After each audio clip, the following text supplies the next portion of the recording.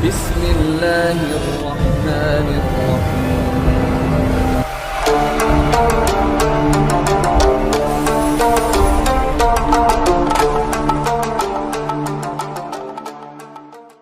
Sudah melewatinya dan kita sudah melakukan satu ibadah 1 tahun sekali di dalamnya, yaitu melaksanakan ibadah puasa. Selesai Ramadan, ada bulan namanya bulan Syawal. Syawal ini Bapak Ibu Guru, sebagaimana yang lazim kita tahu, maknanya meningkat. Orang selesai Ramadan lalu berhalal bihalal, yang meningkat biasanya berat badannya. Karena selesai puasa ini ngancem. Sehari kadang makannya 5-6 kali. Saya dulu pernah tinggal di Jawa. Selesai Idul Fitri itu ada satu kebiasaan yang luar biasa. Kunjungi setiap rumah, Pak. Tiap rumah itu nggak boleh nggak makan. Semua rumah yang disinggahi, tetangga, depan, belakang, kiri, kanan rumah kita, itu wajib disinggahi dan wajib makan. Jadi rupanya Syawal ini bulan meningkat. Berat badan meningkat, kolesterol juga. Syawal maknanya memang meningkat.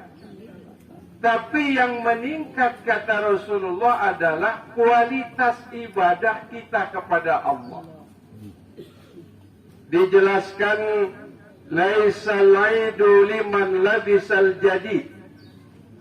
Bukan hari raya itu bagi orang yang bajunya baru, sepatunya baru, sendalnya baru, motornya baru, mobilnya baru, istrinya baru. Yang baru menikah. Bukan itu yang namanya Idul Fitri kata Nabi. Tapi Idul Fitri atau Hari Raya itu liman ta'atuhu tajid. Bagi mereka yang bertambah kualitas dan kuantitas ibadahnya kepada Allah Subhanahu wa ta'ala.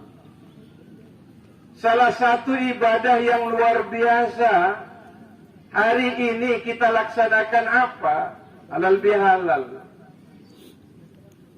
Saya ditanya oleh seorang teman, ini halal bihalal ini ada dalilnya apa tidak?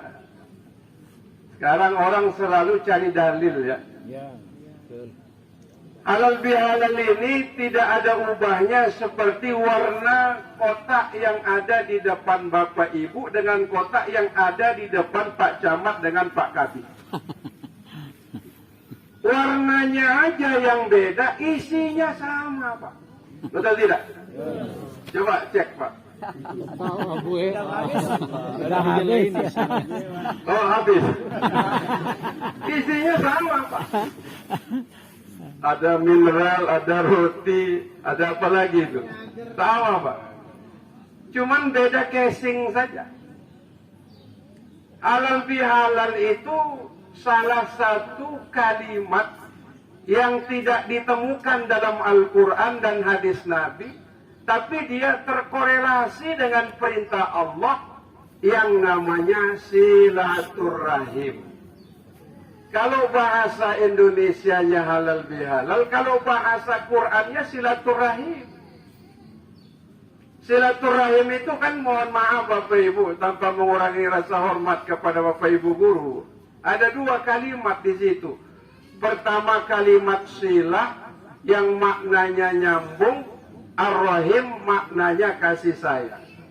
Orang yang bersilaturahim, orang yang menyambung kasih sayang. Makanya Bapak Ibu yang berangkat dari rumahnya ditemani istri dan putra-putrinya, bertemu dengan atasan, bertemu dengan sahabat, bertemu dengan karib kerabat, dalam suasana hati yang sangat lapang, hati yang sangat ikhlas.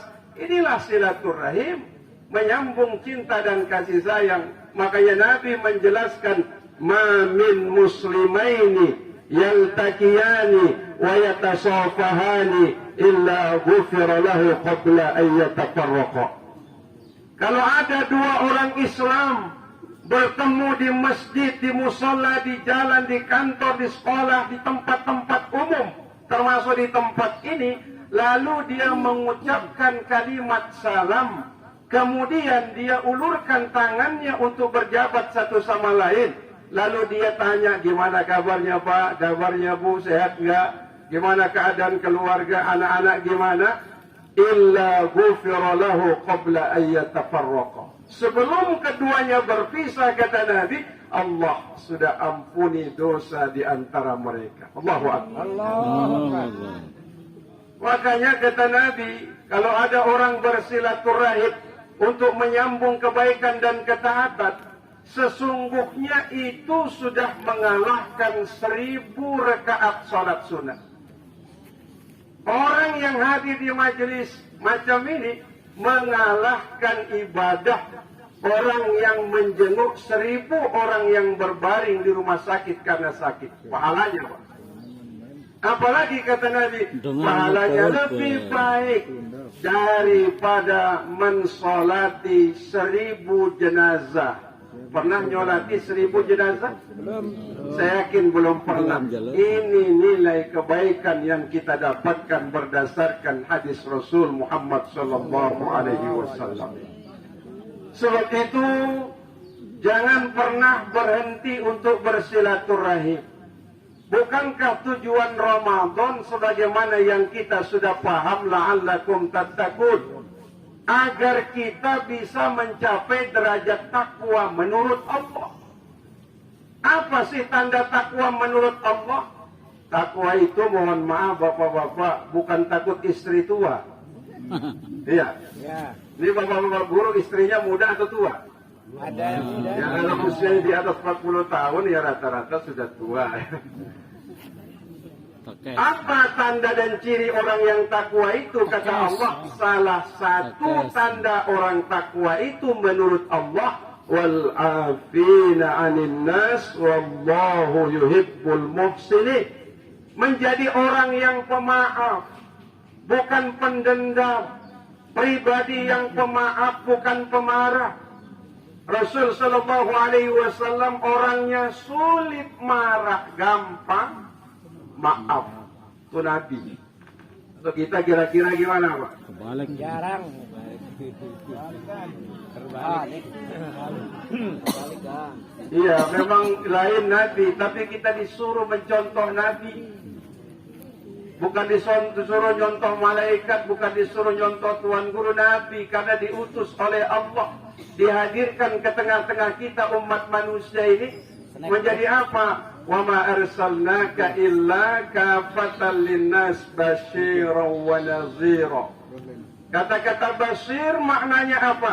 Memberikan keteladanan. Salah satu akhlak yang paling tinggi dalam Islam adalah wal afina 'anil nas, menjadi pemaaf. Hari ini kita bangsa Indonesia sedang mengalami satu krisis keteladanan yang luar biasa. Orang kita lihat gara-gara senggolan ditodong dengan pistol, Pak. Gara-gara mobilnya disalib, berhenti di tengah jalan, dicaci maki, keluar semua maaf-maaf kaki 4 itu.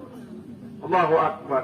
Padahal boleh jadi S1, S2, S3, profesor doktor, maaf-maaf, yang latar belakang pendidikannya sudah paripurna luar biasa. Kenapa maaf-maaf akhlak kita rendah? Maka sebab itu tugas kita, tidak hanya Bapak Ibu guru, tugas kita semua untuk menampakkan nilai-nilai keislaman dalam hidup kita. Dulu ketika Hiroshima, Nagasaki itu hancur lebur karena bom atom yang dibom oleh tentara sekutu yang dikomandani oleh Amerika. Kaisar Hirohito mengumpulkan semua orang-orang dekatnya. Ini mohon maaf Pak Kapolsek, Pak Danpos Ramkin. Yang ditanya oleh Kaisar Hirohito, berapa jumlah guru yang masih hidup? Bukan berapa serdadu kita yang masih hidup, berapa jenderal kita yang masih hidup, berapa guru hari ini yang masih hidup. Lalu salah satu penasehat di bidang militer nanya, Tuan, kenapa nanya tidak berapa banyak dari serdadu kita yang mati, berapa yang tersisa? Beliau bilang, tentara kita hebat itu dididik oleh seorang guru dan ibu guru. Anak-anak kita menjadi orang yang berhasil, menjadi gubernur, wali kota, bupati, pejabat tinggi, pengusaha, ulama, itu hasil didikan guru. Hidup guru. Makanya menampakkan nilai-nilai kebaikan yang diajarkan oleh guru tidak hanya karena faktor menyebabkan anak kita menjadi pintar, cerdas, otaknya, IQ-nya hafal ini, hafal itu, lalu mendapat nilai-nilai yang tinggi, yang besar, yang memuaskan. Tapi justru di dalamnya ada ruh, dan ruh itu adalah keikhlasan. Bapak Ibu guru, saya ingat guru saya di SD. Rumah saya depan SD di Mamben itu. Ada Pak Guru Mis dari Wanasaba namanya. Itu kalau tidak sholat sunat duha itu selalu diangkat ini. Ini dijewer itu. Selalu itu. Sampai hari ini membekas sholat sunat duha itu, Pak. Allahu Akbar. Makanya Nabi ketika ditanya oleh sahabat, akan kemana arah anak-anak kita? Siapa yang akan membentuk anak kita yang pertama? Kata Nabi, al-bait al-madrasatul ula. Rumah, baik rumah di mana anak-anak kita tinggal, dibesarkan hidup. Rumah maknanya di mana dia sekolah, akan membentuk kepribadiannya. Menjadi pribadi apa anak-anak kita di masa yang akan datang. Itu sangat besar pengaruhnya dari ketulusan Bapak Ibu guru. Sebenarnya saya jarang mau kalau diundang oleh guru-guru, Pak. Bukan tidak mau, saya sungkan saja. Coba tadi beliau bilang ada guru masih honor dari jauh sana, lalu ke Jeringo. Honornya hanya 1 bulan hanya 300-400. Itu pun dibayar per triwulan. Semester. 6 bulan sekarang. Semester. 6 bulan dia. Potong malah. Tapi tetap pergi pagi, pulang sore, pras keringat, banting tulang. Walaupun tidak seberapa honornya, gajinya. Kenapa dia lakukan itu? Ada ruh dalam jiwanya. Ilmu kita bisa cari, pengalaman kita bisa raih, tapi berkah tidak bisa kita temukan. Dia ada karena ketulusan dari Bapak Ibu guru. Saya pernah mohon maaf, tapi nggak perlu dicontoh. Nggak dikasih amplop ketika ceramah. Sampai hari ini saya nggak mau datang diundang. Makanya saya berhenti terima amplop. Isinya saya ambil.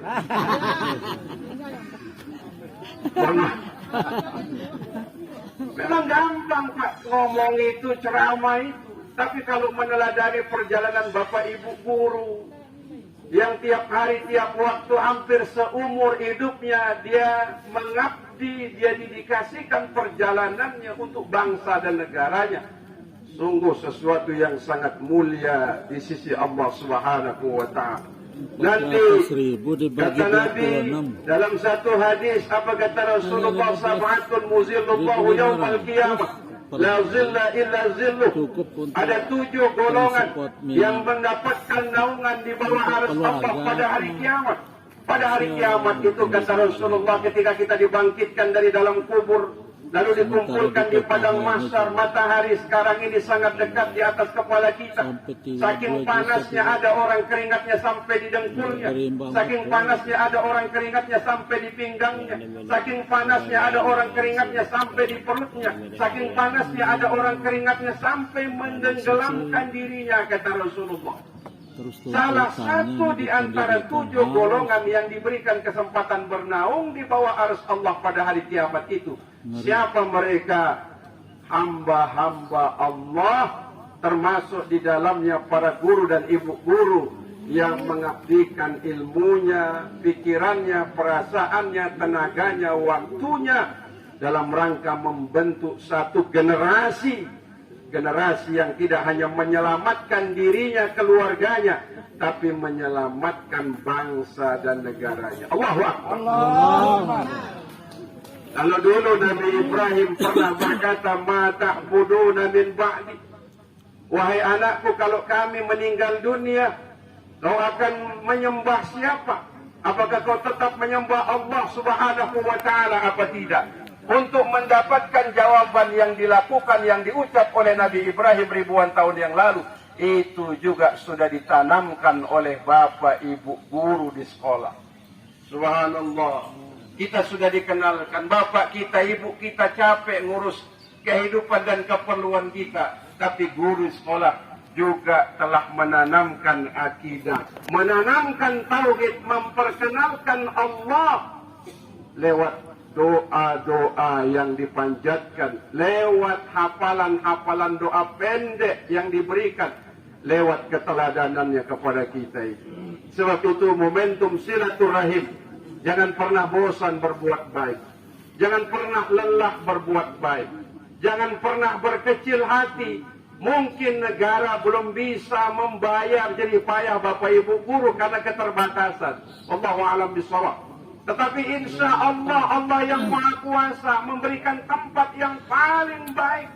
Kalau di dunia tidak dapat warisan dari orang tua, warisan dari mertua, warisan dari negara. Tapi Allah memberikan warisan bagi hamba-hamba Allah yang berbuat baik. Apa kata Allah? Innal ladzina amanu wa 'amilus shalihat kanat lahum jannatul firdausi nuzula. Siapa yang beriman di dunia, lalu dia nampakkan imannya dengan amal solehnya. Salah satu bentuk amal soleh, mendedikasikan hidupnya, jiwanya, ilmunya, tenaganya, waktunya untuk mendidik anak orang lain, bukan anaknya.